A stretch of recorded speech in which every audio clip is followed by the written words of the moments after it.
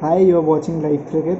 So, we are going to have casual chat about cricket, our favorite topic of Indians. So, let's start the video.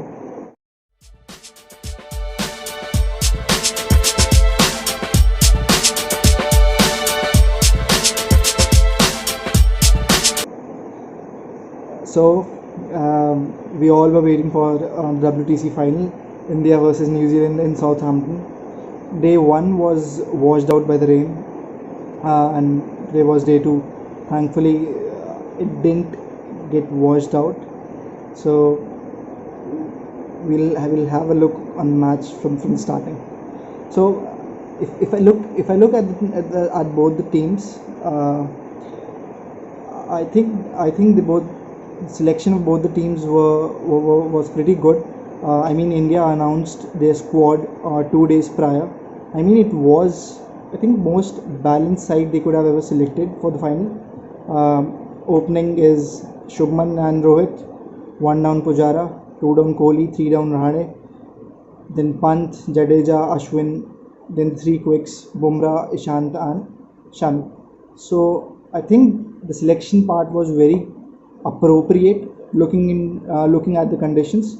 Ravi Shastri also said in an interview that they have created a team which doesn't depend on pitch or conditions. I think I totally agree to that point. Indian squad, which is right now, which is playing the WTC final, is the most balanced squad of Indian team.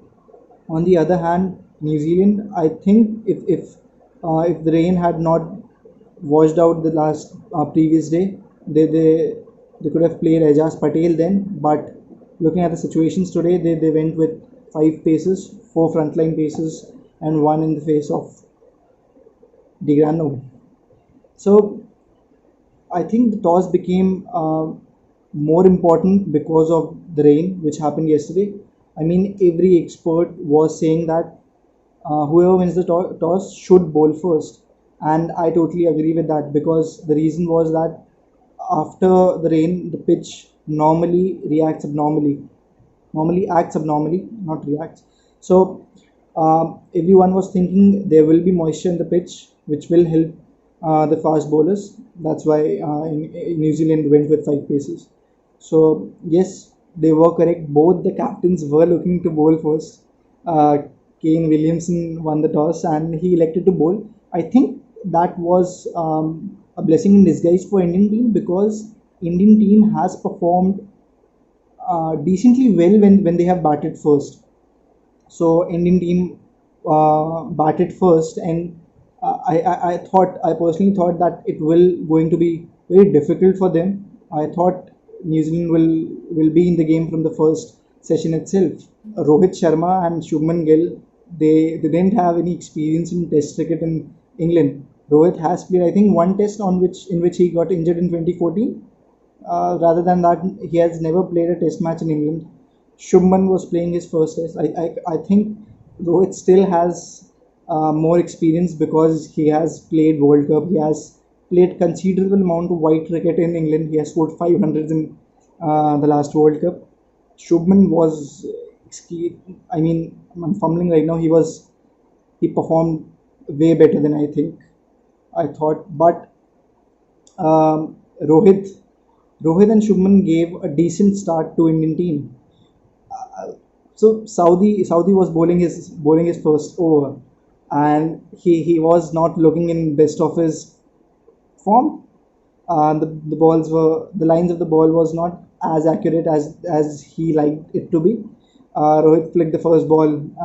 The outfit was damp, and the ball didn't rush towards the boundary. They took 3 runs on the first ball of the innings. So bowling initially was not as great as everyone expected. Especially Tim Saudi bowled was still bowling quite good, quite accurately. I mean, everyone expected that bowling will be magnificent in this final because both the teams have one of the strongest bowling lineup in the tournament. That's why they qualified. But if we talk about Indian batsmen, Rohit Sharma and Shubman Gill.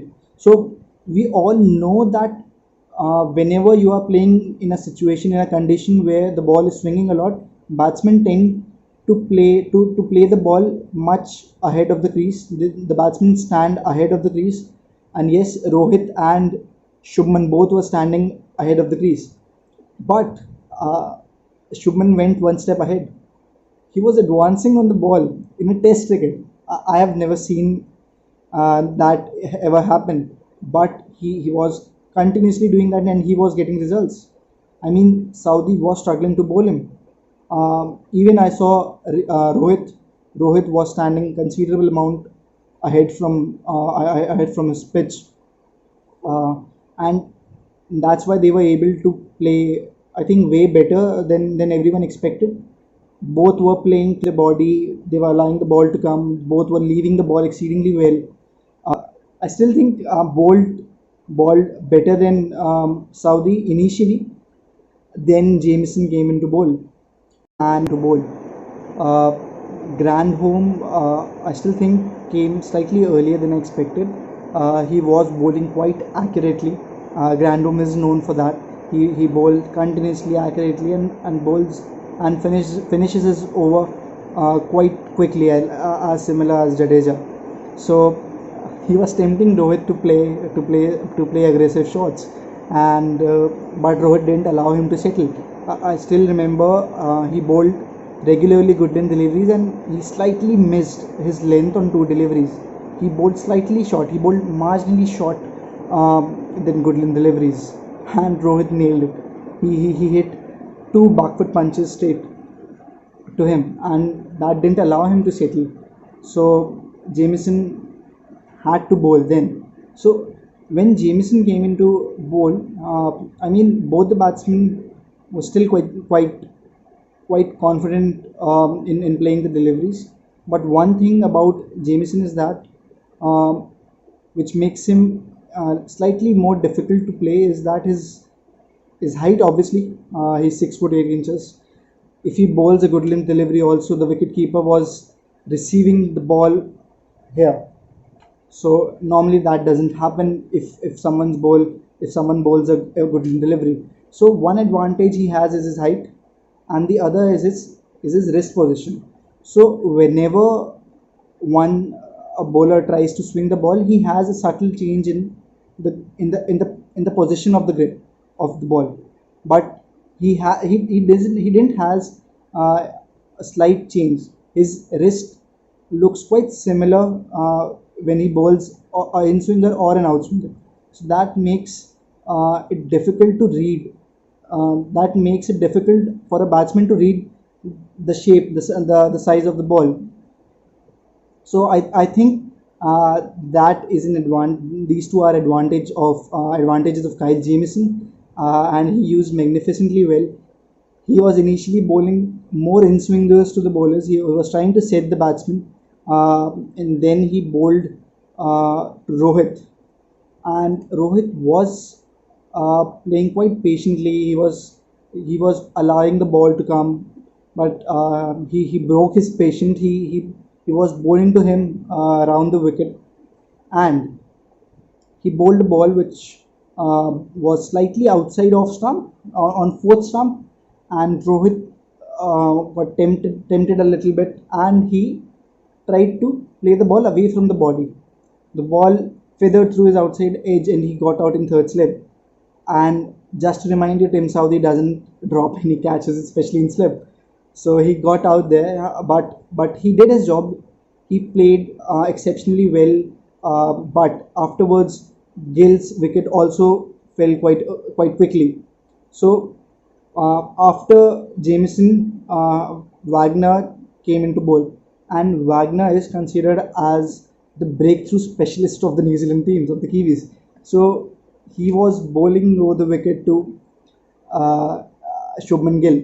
So I didn't think that he has an ability to swing the ball as others, but he did exceptionally well in that department. I thought initially that he is hit the kind of deck bowler which depends on the bounce of the wicket, but he was swinging considerable amount, and he bowled initial two deliveries, which came sharply in to Shubman on his pads, and he played comfortably.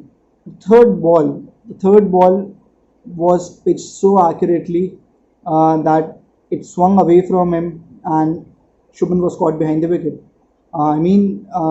What happened there? I didn't understand whether Shubman didn't read the ball or got late in reading the ball, but it was a wicket-taking delivery he got out there. And at the end of first session, India was 69 for 2. So if I have to give a session to a team, then I think it should be New Zealand. They were marginally ahead of India, because if anyone says that a team is after first session is 69 for 2, you will give slight edge to the bowling department. So I think New Zealand was marginally ahead after first session. So in second session, Pujara, the modern wall came into bat, and I think he was looking in a good space. He was leaving the ball well, and he knew what he was doing. He was looking quite confident to me. So Bolt and Wagner were bowling to him, and I think this was an important decision which Kane took. Both the lefties were bowling from over the wicket, and Wagner was regularly bowling the balls which were swinging away from Pujara. So I think that trapped him. So Wagner and Bolt were in the spell, and Wagner was continuously bowling the balls which were pitching away, which were swinging away from the right hand batsman. And then Bolt came, and Bolt can also swing the ball both the ways, and he trapped Pujara there. So Pujara got into a habit of. I think that I didn't want to criticize him. He's a great player, and I'm no one to say that he played a bad shot or he misjudged it. But I think both the bowlers uh, played a very important role, especially Wagner, because he set up the batsman. He he how should I put it in words? He allowed him to be confident to play the balls which were swinging away from him, and he was premeditating to play the balls which were pitching away from him, and bowled a delivery which came sharp in, and he got LBW. Initially I thought the ball should be missing the wicket because of the bounce, but it didn't, and he got out. So this shows that a good partnership in bowling is as important as in batting out there. But after then, the play didn't go as smoothly. There were problems with the light. The players were coming on and off. But in the middle, it becomes quite difficult for a batsman to switch on and switch off. And Rahane and Virat did exceptionally well. I must say that, because the thing is that the Duke's ball swings slightly later in the innings as compared to Ukabura or SG cricket ball. So experts were saying that the ball will start to swing after 12 or 13 over, and that happened, and the swing considerably increased with the sessions. So the ball was swinging around 2.3 centimeters, 2.4 centimeters in first session, and it increased to 2.6 in the second, and I think 2.8 or 2.9 in the third session. And it was 58th over, third session started, and Virat and Rahane were playing quite patiently, quite maturely. They were leaving the balls well. Then came into bowl Saudi, and I must say Kane Williamson is an exceptional captain, because he reads the game very quickly. So Saudi came into bowl, and I still remember it was 58th over, and Virat was, I think, had played 120 balls by that time, and a player of that caliber who has played 120 ball regularly doesn't get beat, and he got beat on 3 or 4 balls in a particular over, and Saudi was bowling quite lethally at that point, and Kane Williamson, as he saw that the ball is swinging a lot right now, he removed Wagner from the other hand and brought Jameson in. But the lights were the problem, because the ball is slightly darker in complexion, and it is slightly more difficult to read the ball, read the line and the length of the ball in this situation in less light. So the match stopped because of less light. So if I have to look at the day one, and if I have to say that who is standing ahead, I think India is slightly standing ahead because it was a bowling friendly environment, and Indian team batted exceptionally well, and Rahane and Virat stood there, and I think they are slightly India is slightly ahead in the game right now. Let's see what happens tomorrow. Thank you.